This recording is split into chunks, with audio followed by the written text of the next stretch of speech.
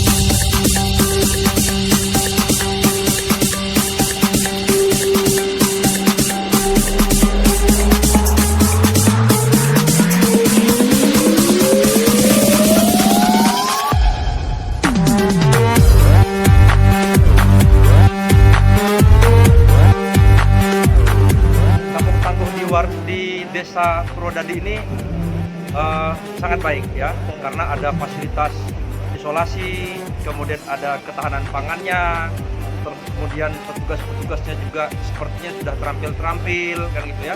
Jadi saya harapkan juga tidak hanya di desa Purwodadi ini, saya minta juga nanti Babin Kaptipmas bersama dengan Babinsa untuk mengembangkan di tempat-tempat lain.